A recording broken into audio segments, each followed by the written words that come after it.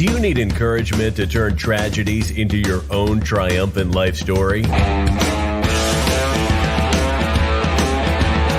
If so, this podcast is for you.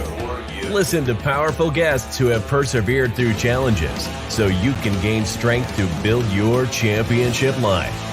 The host of Professor of Perseverance podcast, Dr. James Purdue.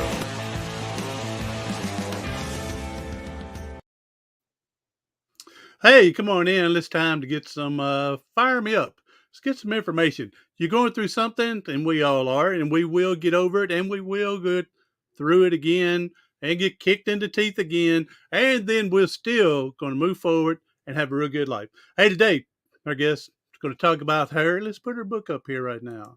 She's going to talk about I'm Still Standing, how God turned my pain into purpose. So welcome to the show, Doctor.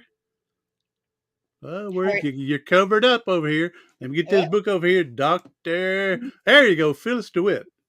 Hi, how are you? I'm doing all right. How about you today? I am doing really well. Nice Florida weather, so that's always a good thing. Florida, I just interviewed someone just an hour ago in Florida. Really? So yeah. There's somewhere, I forgot exactly where, but somewhere close to Orlando. Okay, I'm south of that. I'm Punta Gorda. Oh, and I got a friend that used to live in Punta Gorda, Kim Parker. She married a friend of mine, so she's a Freeland. And so she's Kim, I like it. If you listen one day, now I want to get you on the show, tell your story. She has multiple sclerosis. And so I like to get her story on here as well. So I know exactly where I've been there before with my friend visiting her. So, all right. Great. Phyllis, all right. So let's go ahead and get started here. So God helped turn your pain into purpose. So let's get into this. Well, what happened here? You started where you think we need to be at, and we'll go from there. Sure. Well, I actually came from a long history of child abuse. And so some of my earliest memories in my life, I was able to even validate them with some of my abusers, and started when I was about 3. And a lot of sexual abuse with some family members, and then a lot of verbal and emotional and physical abuse even at home, but no sexual abuse at home. And so, you just kind of grow up with that, almost thinking that it's normal. In fact, I didn't honestly realize it wasn't normal till I was probably 8 or 9. And was telling one of my girlfriends about it, and she told her mother, and I could tell by her mother's response that what I was experiencing was not normal. But that was my first recollection that sexual abuse wasn't happening everywhere. Yeah. And so anyway, continued to just have all kinds of issues, eating disorders. I would beat myself with a hammer. I was constantly trying to find ways to change the emotional pain into something physical because that seemed easier to deal with. Yes. And then when my parents, my father was just pretty abusive, particularly to my mother, but not really nice to any of us. And they got a divorce when I was a teenager. And when they got a divorce, my mother was going to go stay with one of my uncles who had molested me. And so that wasn't going to work. And I ended up going into foster care. So my first foster dad was arrested for bank embezzlement. My second foster dad molested me. Oh, wow. So the molestation just seemed to continue.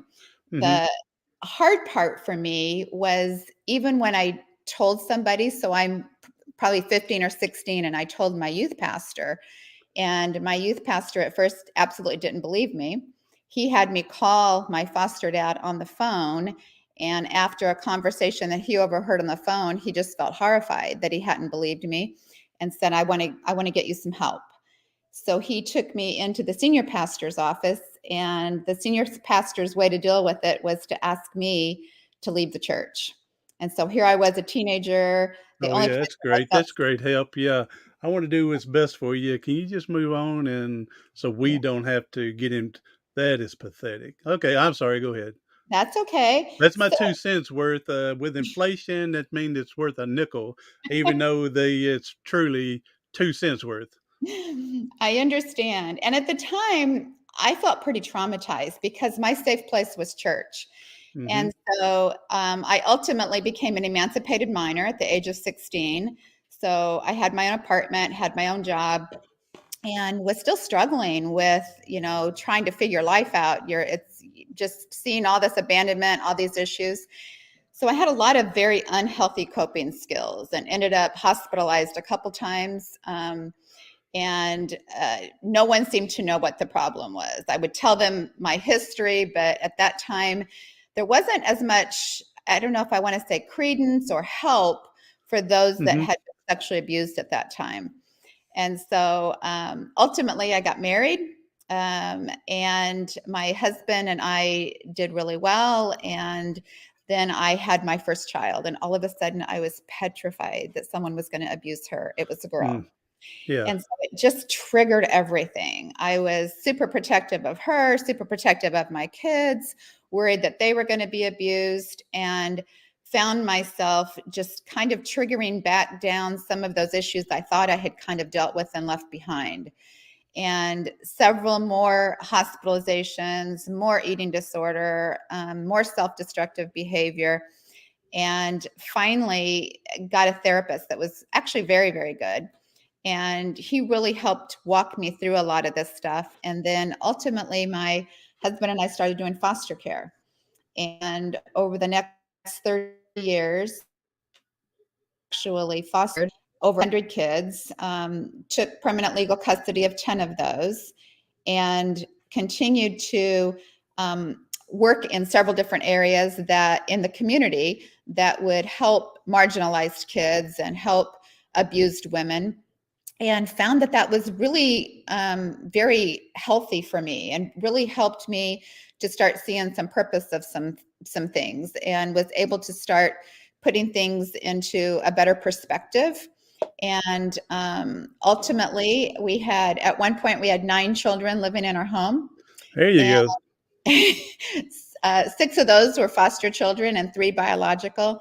And I told my husband, I said, honey, if anything happens to you, how would I care for these kids? I had no college degree. And he told me I was being ridiculous, but I went that next week and started nursing school. So with 9 kids in the house, and I went to nursing school and was just very concerned that something would happen to him. And I graduated from nursing school 2 years later in May, and he was diagnosed with cancer in August. Oh, no. That same year, yes. So here I was feeling very obviously sad and traumatized again, because I'm going to possibly lose my husband that had kind of gotten me through all this. But at the same time feeling, wow, okay, well, God prepared me for that, because I knew 2 years before that if something happened to him, there was no way that I could care for the kids. All right, let me stop here and ask this one question. Okay. You were shunned by the church with the preacher. Yes. Did you feel God was all against you and you came back, or did you always maintain your faith? I always maintained my faith. So part Okay, of no what matter what man had said I did. and their action.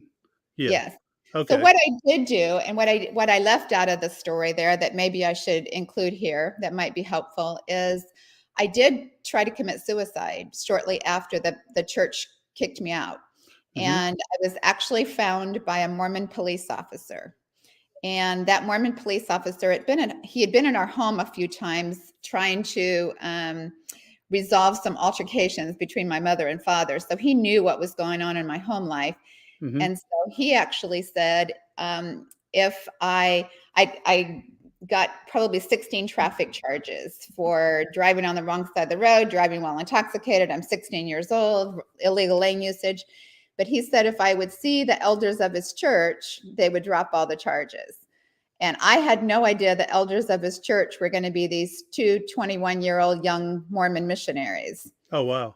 So I didn't have a belief system of the Mormon church, but at that time it felt rescuing to me.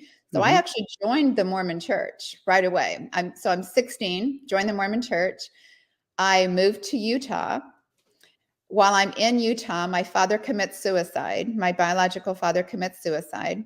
So I come back for his funeral, and that's actually where I met my husband was at my father's funeral. Okay.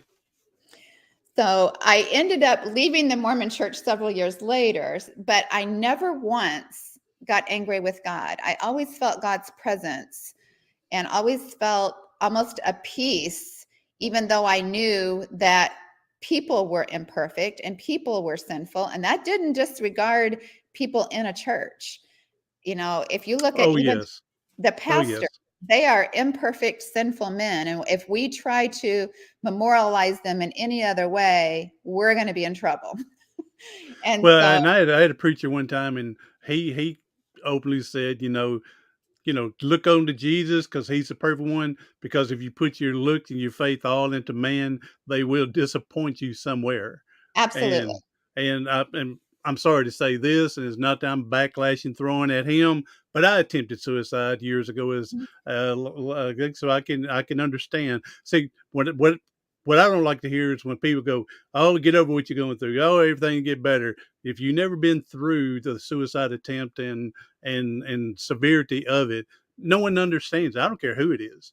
I You can agree. have 15,000 doctoral degrees, but if you've never been there, you can give all the advice you want. You don't know what's going on. So, but to get back to the preacher, he said, look on to Jesus. He's the perfect one. If you leave it on the man, they'll disappoint you. And when I attempted suicide, I was in the hospital 7 weeks. He never once come to see me, Oh, no. this preacher. And That's and not that I'm throwing, and I'm sorry, I'm not gonna give the name or anything, and I'm gonna say that's where I right. was, but years ago, years later, and he died of cancer. And so, Okay. and not that I'm saying, no, I don't want any harm for anybody, for anything. I'm one of them. If I perceive you messed me over, whatever, I'm still one of them to go, hey, I hope you have the best life possible, but Right. I don't have to deal with you, you Right. know. And so, I mean, I'm sorry he died of that, and I wrote a letter to him and prayed for him and told him that I hope things work out great. But I'm just letting you know, when you talk about when you said preachers are humans and they're sinful, like, yeah, exactly. I know what you're talking about there. Yeah. I think I never ever put pastors on pedestals, which sometimes shocked people around me because a lot of people do put pastors on pedestals. I never have. I've always just seen them as this is their job. This Mm-hmm. is not that they're more divine or more perfect or anything than we are. This is just their job, and they are Well, as and they're supposed to be the catalyst of right, providing the word for Jesus. right, So, yeah, they're not Jesus. right. They're just a catalyst, another form of way to reach out. Right. And even if you look at the scripture, even those that walked along with Jesus screwed up a lot. Oh So, yeah, oh yeah. So I have a fun time when you meet the perfect Christian, when you meet the perfect one, and then you bring back, you say, you come back, you say, well, Jesus did hang out with the murderers and the rapists and the tax people. You know, right. he didn't have to hang out with the perfect people. No, So, all because right, there I'm were sorry, I'm jumping on my little bandwagon. I better get off here. So. no, I get it. So anyway, so I viewed God separate from the church. I viewed God separate from people, from pastors. And so that was very helpful to me. And even my suicide attempts, honestly, I didn't want to die. I wanted to shut my mind off, and I couldn't get my mind to stop thinking. And Mhm. so overdosing on sleeping pills, in my head, I just need to shut off my mind. I need to sleep for a little bit. They viewed him as suicide attempts. I viewed him and told them repeatedly, I didn't want to die. I just wanted my mind to shut off, and I didn't know Yeah, how to shut it off. yeah. So anyway, and then the hammer beating, that was so bizarre because Well, it's like you said, yeah, you can deal with the physical pain more yes, easily than the emotional pain, because right. physical pain is eventually going to go away. It's going to eventually heal. Right, right. So it was something that I dealt with for a long time. So anyway, that's kind of how I got into the Mormon church, got out of the Mormon church, but again, never got angry with God about anything. But so then my husband, he's got this cancer. Now Hmm. I fortunately am a nurse. So at that point, I've gone to nursing school, and he lived for the next 12 years. He passed away in 2006. And at Okay. that same year that he died, I actually started my master's degree 12 days after he died, and took permanent legal custody of 3 more children that year as a single mom, and was working. And so anyway, I just look at all the trauma in my life, and I look at all the struggles in my life. And I'm so grateful now, because some of the things that I've done as a result of that, I don't know that I would have had the passion and the desire to do foster care, to work with the homeless, to go to nursing school, to become one of the area's first SANE nurses, which is a sexual assault nurse examiner working with rape victims. I volunteered at a domestic violence center and rape center, worked on a suicide hotline for a while. And so some of the things that have strengthened me the most came as a result of my past. And so when my girlfriend came to me a couple years ago, and she said, Phyllis, the Lord told me that I need to write a book, and it's going to be about your life. I was a little excited and a little bit nervous. And I said, are you sure about this? And her name's Mary Alice Andrini. And she's like, Mm-hmm. I'm absolutely positive. She said, but what I need you to do is I want you to get all of your hospital records from your past hospitalizations, all of your counseling records, any records that you have, and I want you to send them to me. And so I did, a huge box full. And she just kind of studied over them for the next year and a half. And then my first husband, before he had died, he actually went with me to confront everybody who had molested me, except for one, because he had passed away. And he was shocked that not one single person denied what they had done. In fact, most were somewhat apologetic about it, except for one. And so as my husband was getting ready, knowing that his life was ending, he actually wanted to videotape myself, my counselor, our doctor and his wife, a pastor and his wife, and talk about what it was like for him to confront those people and what they said, and what it was like to live with me, and have the counselor talk about what it was like for him to help me through all of this. And so we had this 2-hour DVD that my girlfriend also wanted to watch and see, which was very helpful to her in writing the book. Oh, yes. I'm sure your husband would be totally different than me, but I would be the type to want to go beat the crap out of him.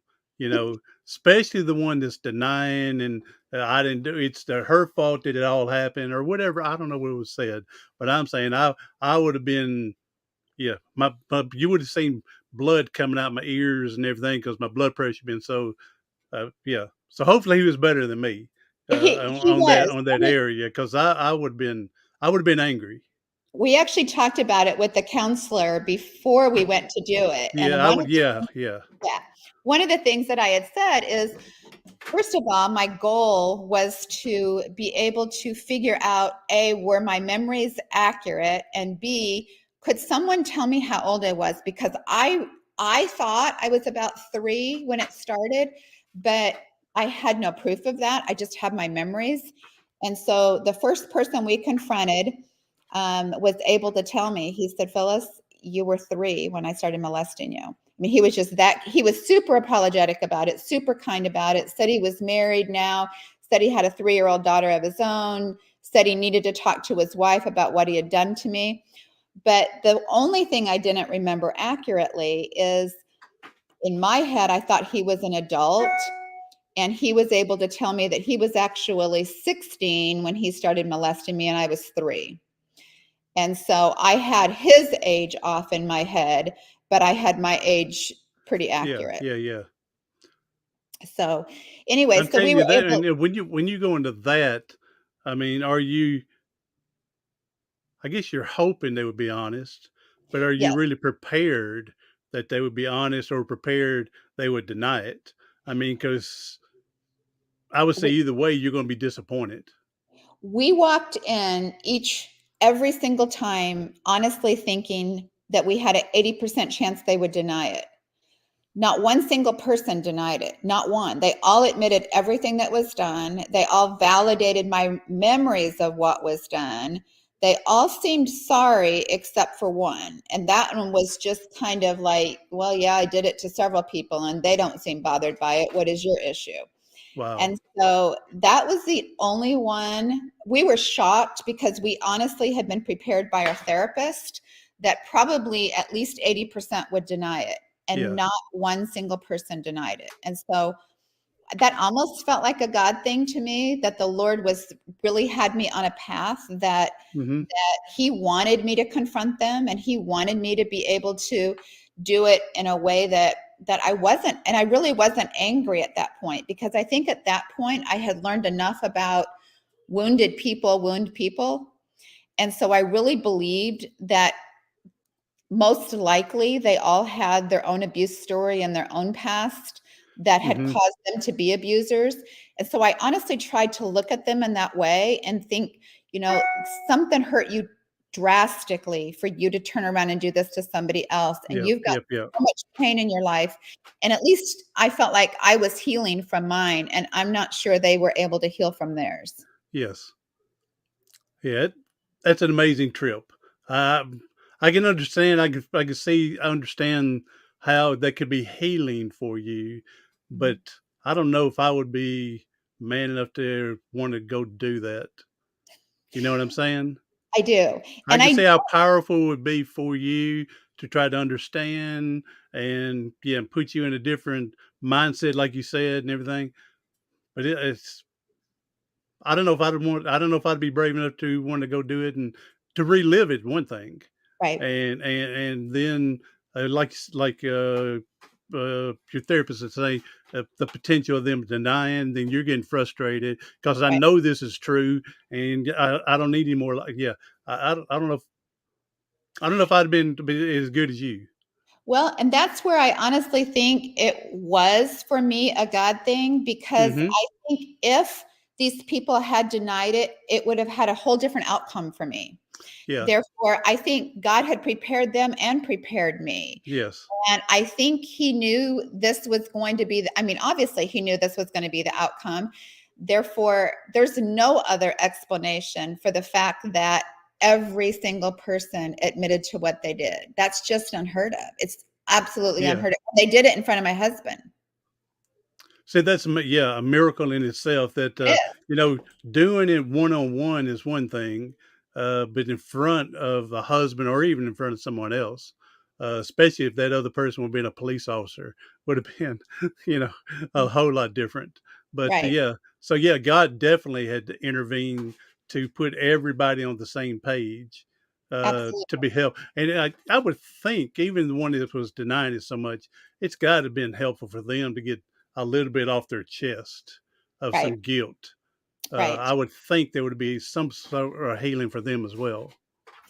Well, and the other thing that I wanted people to see was I wasn't damaged at that point. I Mm-hmm. was healthy, I was strong, I was confident. I had a career as a nurse at that point. I had a very loving husband, kids, and I guess I wanted them to see, even if they meant it for harm, I Yes. wanted them to see that the Lord was still using it for good. And now I was, There you go. Amen. I use that verse as well. yes, everything that Even Satan, though you intent for harm, God used it for his benefit to the glory in the yes, kingdom. yes. Yep.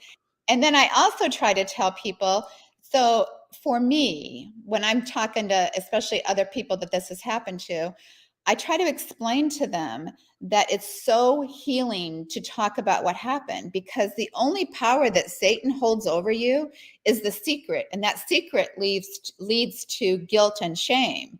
But what they did to you, God can use it for good, and he did in my life.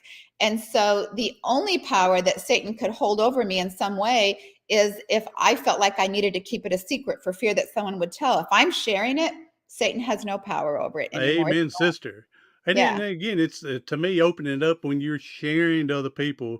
Not only is you giving them the idea it's possible for them to move forward and to go find it, but it's a form of therapy for yourself as well, because again, you're still opening up and not holding this secret within and everything. Yeah. Absolutely. So I encourage people, I tell people that one of the reasons that I wanted to write the book is to share the story that nobody, not a single person on this planet needs to remain a victim. They can be victorious. They can use it for good. They can use it for healing.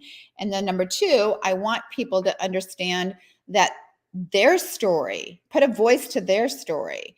All of us have a story. There's not any of us that don't have something that has harmed us or hurt us or been used against us. And the more we share our story, the more healing it's going to be for us and for others that hear it. And so part of my goal was to give a voice to their story. Yes. Well, I think you've done a powerful job. And so, yeah, I'm glad that and again, I just know me. I don't know if I'd been so forgiving with God so early on either. I would have been, yeah, uh, yeah. I don't know if I would have been so forgiving as early either. So, yep, you're definitely a strong woman, and God meant for you to be this strong, and for you, because He meant again for you to be able to help other victims and let them learn and that they're not true victims, that they can use Right. this to help other people as well. So, Yes. and we're all in this business of this big ball of dirt to help each other the best we can. Pay it forward. We're dead and gone. Someone still is pushing your message out, maybe in a different way, maybe in Right. a different name, Yes. but when they learned it from their grandparents, they're going to be able to share it again for it and help other people in the future. Absolutely. And I think that's important. And I think the more we encourage and motivate others, the better the whole world is. But I also think that it's important for people to know that hard things happen to everybody and that we were Oh, yeah. created to get through hard things, and we can, and especially if we're encouraging each other through them.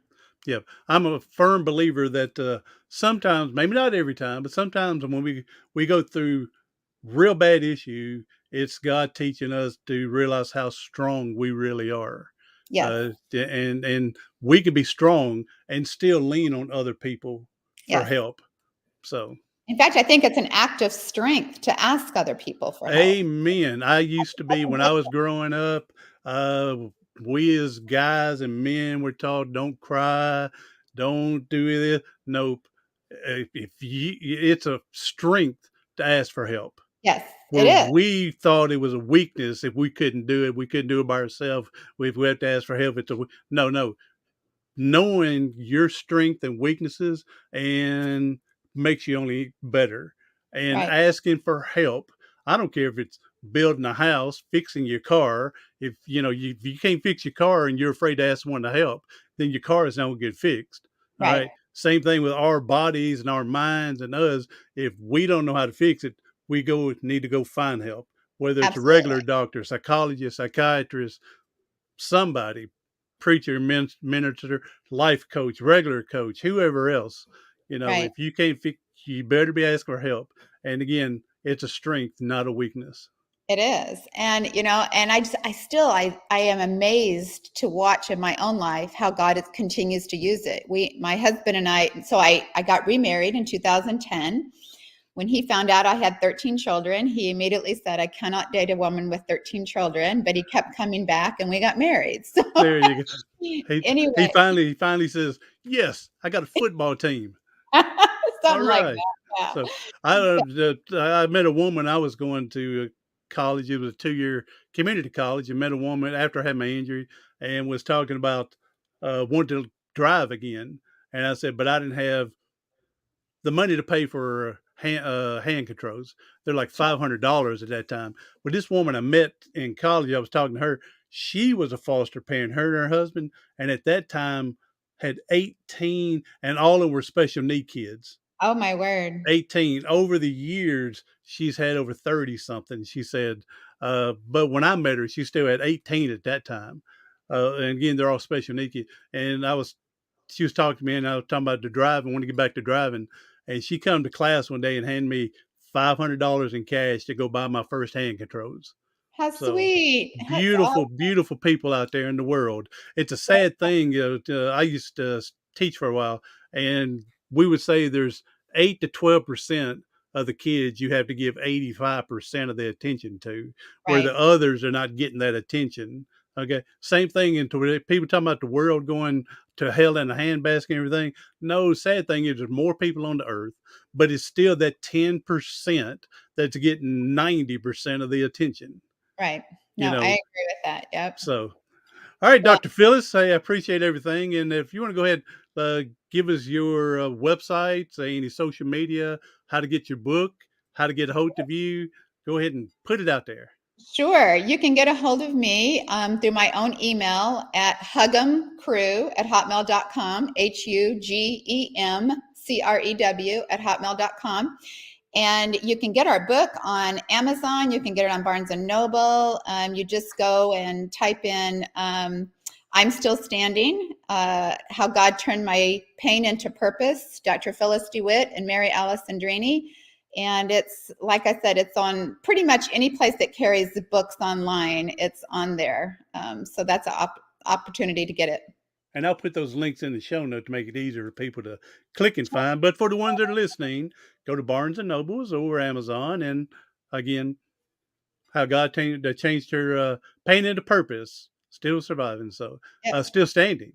So, I'm still standing. Yes. and there you go. All right. Well, thank you for being here. Appreciate it. Now, Doctor, we know there's people hurting and struggling today. If you could leave us with a powerful message to get through today, that'd be a blessing. Sure. One thing that I just want people to know, that regardless of what happens in your life, that you are a powerful, strong person, and that with the right resources, and sometimes you do have to ask for those resources, but with the right resources, God can turn any of that into something passionate and something good and something that provides purpose in your life, and that you have value, and reach back and help somebody else, because that will in turn also help you. Amen. Form of therapy all the way around. So, all Absolutely. right. Everybody else is listening. Thank you for coming in, listening, and everything. Be sure to share us out for someone to get this message. And again, you don't have to be going through an abuse or a spinal cord injury like me. This is just a program to motivate and inspire and encourage us to get out, help out mankind, pay it forward. So, hey, I'm Dr. James Purdue, the Professor of Perseverance. Thank you for listening on the Professor of Perseverance podcast. Do something today, tomorrow, something next week that's going to help you persevere past your